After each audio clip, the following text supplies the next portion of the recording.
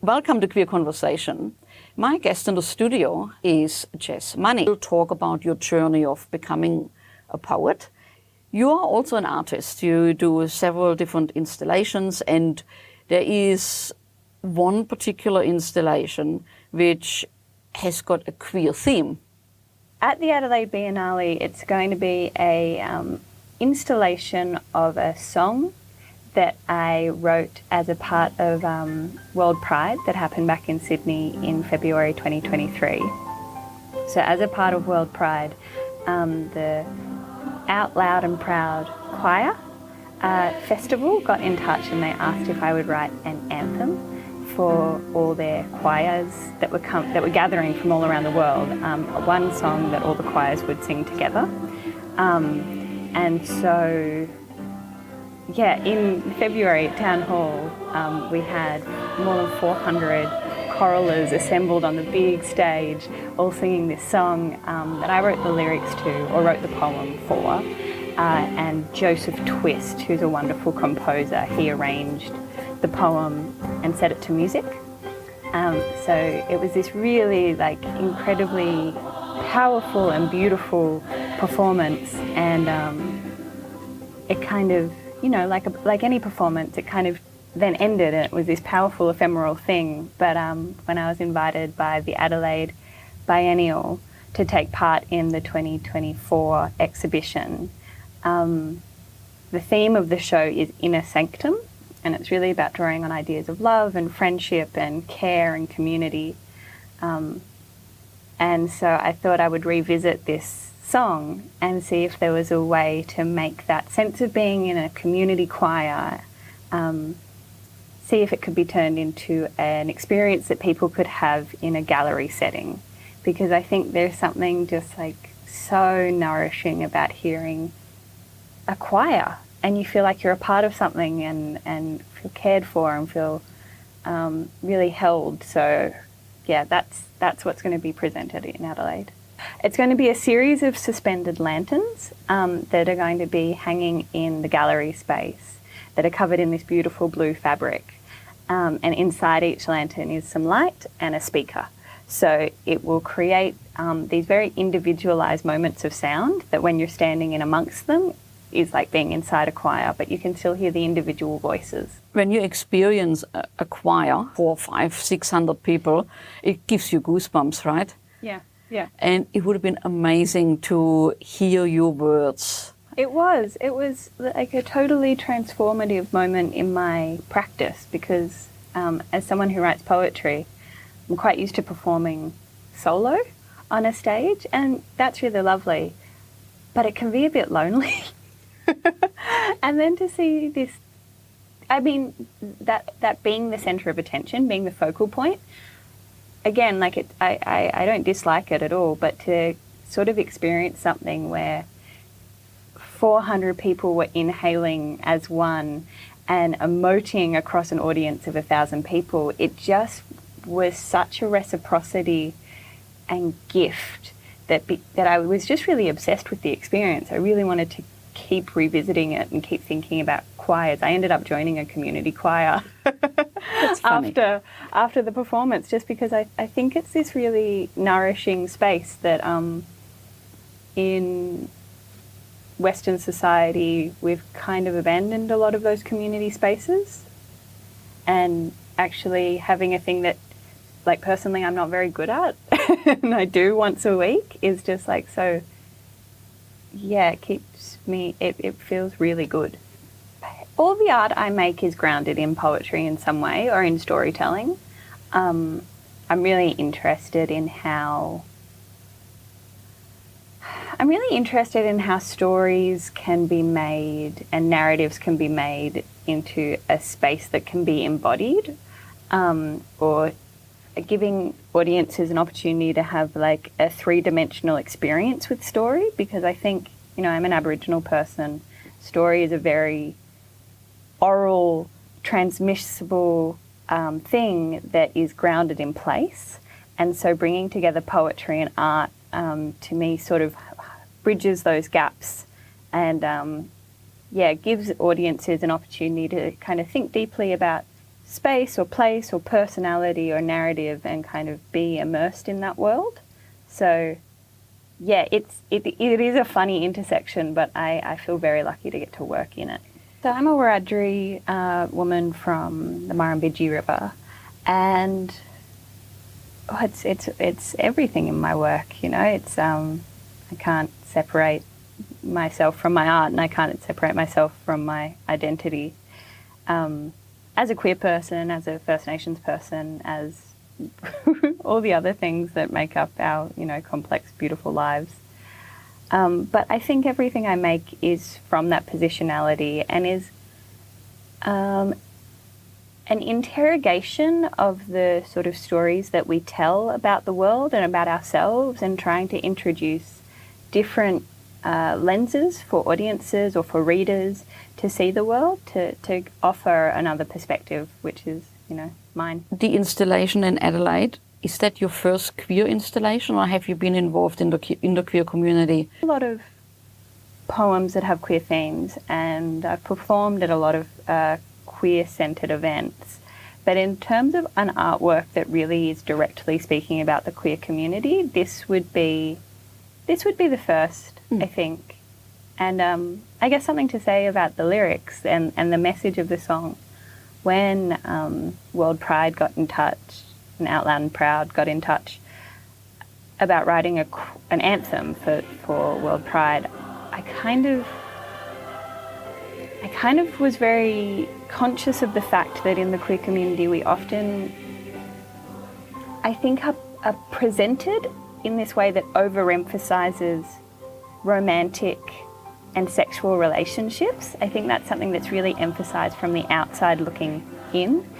But at least my experience is that is not really what defines this community in so many ways. I feel like that is obviously a really intrinsic element, but my experience is very much one that care and community and reciprocity and accepting people as they are and accepting people the way that they want to be understood is so much more foundational to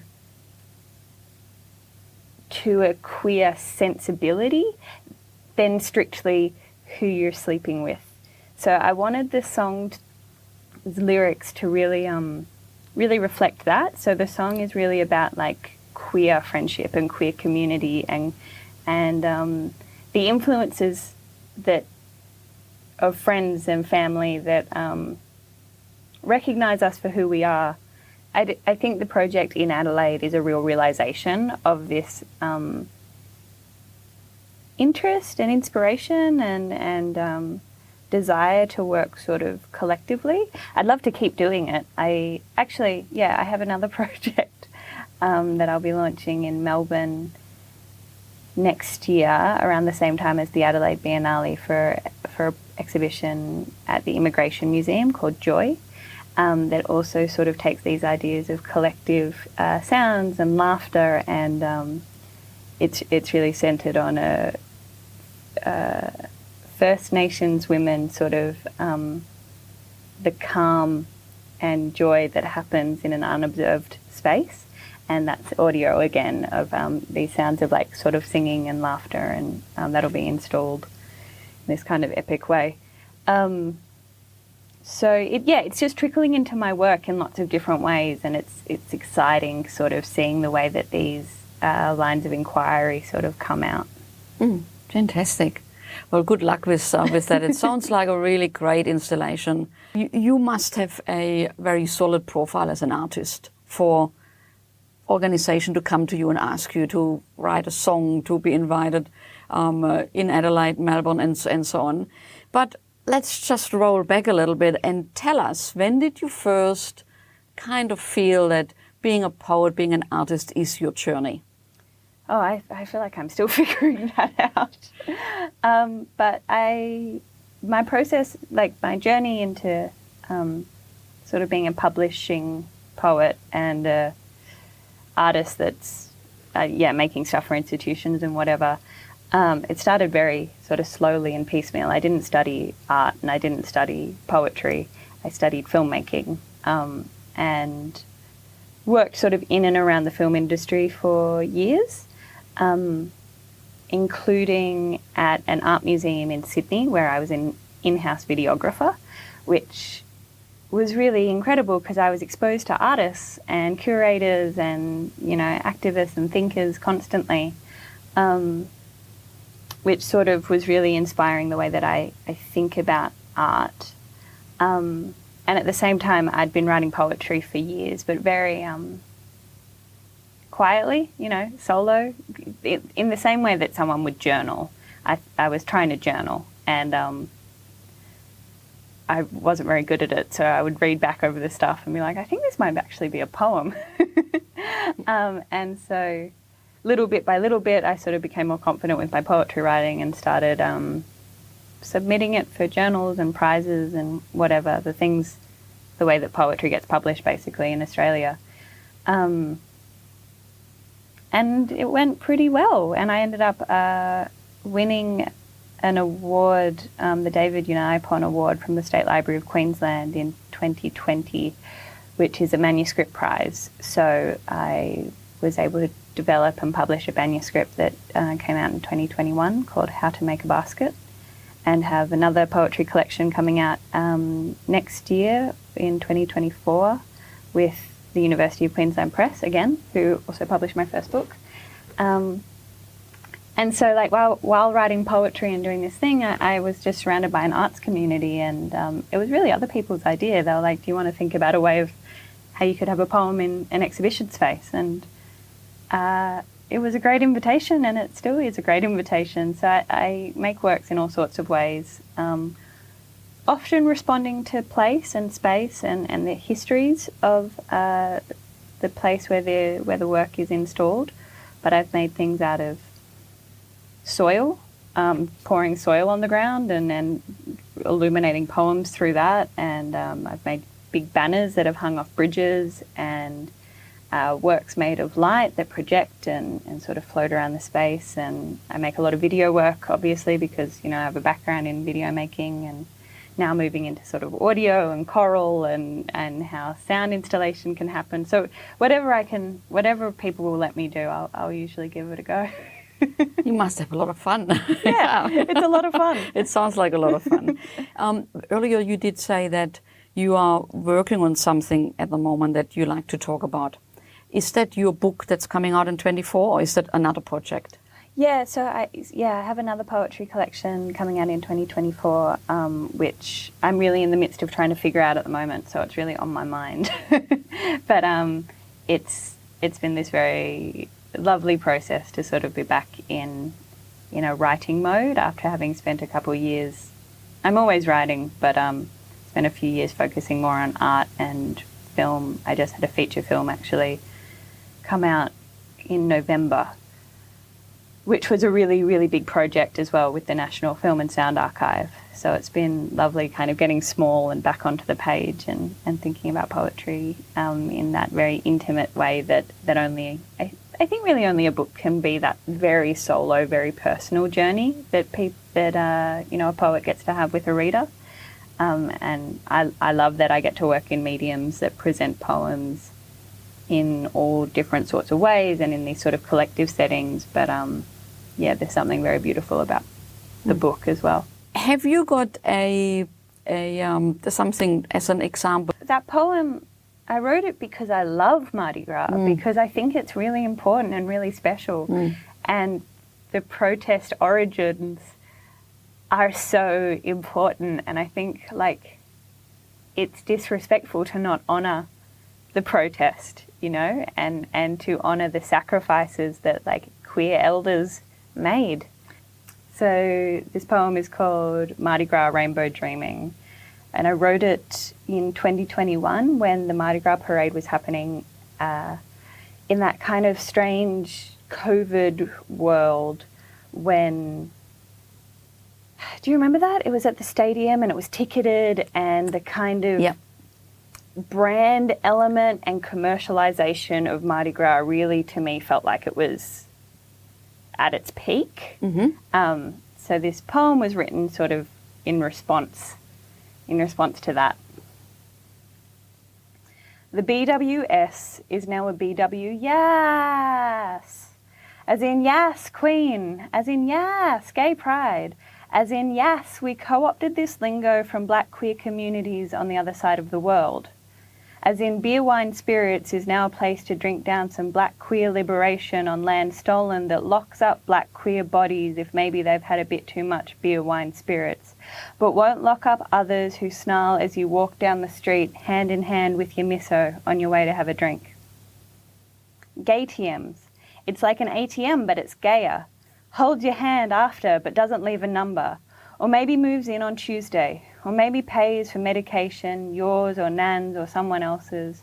Or helps get some kid a mental health care plan to figure out why their body don't seem right, but won't grant rights, and won't write a check, and won't write to government about bodies that don't fit between 2 tick boxes, but will give you an option for a receipt. Thank you, see you next time. Don't forget your card, don't forget your cash, don't forget your yes, Queen.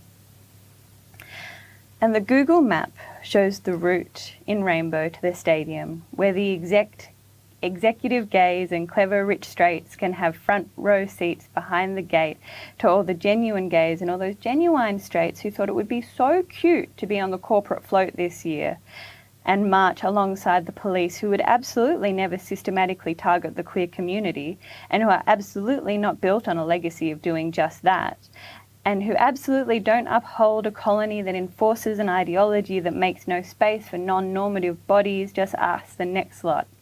Oh yay, it's the Liberal Party. What a special day, what a lovely float. Thanks for spending all that money so everyone could have a vote.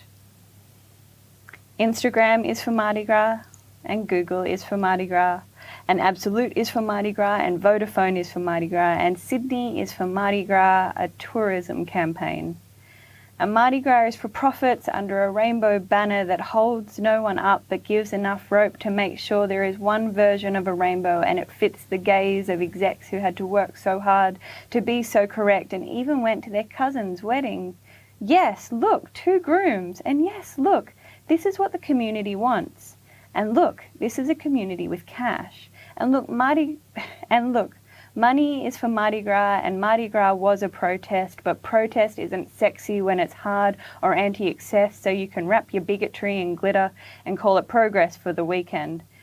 And none of these corporations speak up when they come for our rights. But hashtag love is love when everything is over, won and done. The blacks get down on a knee, and it doesn't make the broadcast. And the cops get run out, run onto, and it doesn't make the broadcast. And the community float gets their 30 seconds, and the corporate float gets their 70 seconds, and the protest for the march is the family event that gets run out, run onto by those cops who tried to block queer-loving protest. And on the walk home down Oxford Street dreaming, we get heckled and listen to others screaming. And men with iPhones ask us to kiss for their private archive. And strangers with long-range lenses take photos for who knows what archive. Not asking, yes, Queen, Mardi Gras dreaming. Sydney wears its corruptness, never fearing, and no need to shame your rum colony, feeding rum colony, breeding more cops who can run out, run onto those who can't afford to pay. Thank you, Sydney, for our special